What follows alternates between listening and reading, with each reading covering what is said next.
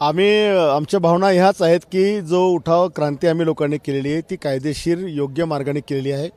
संविधानातल्या प्रत्येक तरतुदीला धरून आम्ही ती केलेली आहे। आम्ही कुठेही संविधानाच्या बाहेर गेलेलो नाही आणि म्हणून या दीड वर्षापासून हा जो काही सत्ता संघर्ष चालू आहे, आम्हाला पक्षाची मान्यता मिळाली, आम्हाला चिन्ह मिळालं आहे, म्हणून आमचा मार्ग हा न्यायिक मार्ग आहे।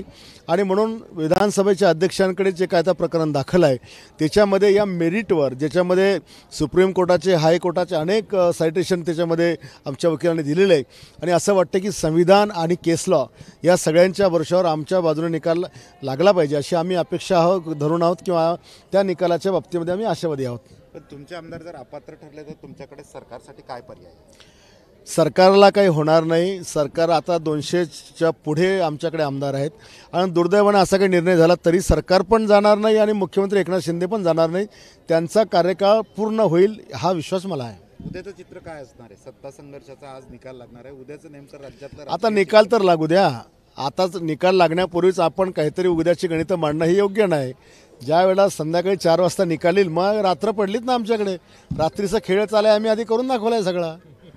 खरं तर आज निकाल आहे आणि सोशल मीडियावर विविध चर्चा होत आहेत। आज विधानसभा अध्यक्ष आजारी पडतील आणि ते तात्काळ रुग्णालयात आणि हे सगळं तुमचं कलोकल्पित आहे।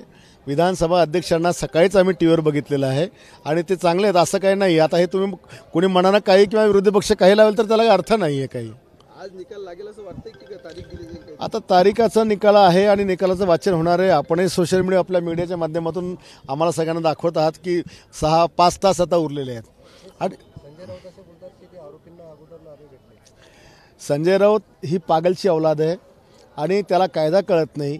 अरे हा 2 पक्षातला वाद आहे आणि हे वादी प्रतिवादी असू शकतात। ते काही IPCच्या कलम 307 किंवा 302चे काही गुन्हेगार नाही आहेत की आरोपी नाही आहेत। आरोपी कुणाला म्हटलं जातं? ज्याच्यावर जे काही गुन्हे दाखल असतात त्याला आरोपी म्हटलं जातं। हा काही गुन्हा नाही आहे, हा पक्षातला वाद आहे आणि म्हणून त्यांना आरोपी आणि न्यायाधीशाची भेट झाली म्हणणं चुकीचं आहे। ते राज्याचे प्रमुख आहेत, विधानसभेतले सभागृहाचे नेते आहेत मुख्यमंत्री आणि नार्वेकरजी हे सभागृहाचे अध्यक्ष आहेत आणि त्याच्यामुळे दोघांमध्ये ताळमेळ करण्याकरता बैठका होत असतात, चर्चा होत असतात। आता काल परवा त्यांची बैठक झाली, तुमचा निकाल येतो हा 500 पानाचा निकाल आहे। मग का 500 पानं रात्रभात बदलली जाणार आहे का? एवढी अक्कल तर रावताला नाही का?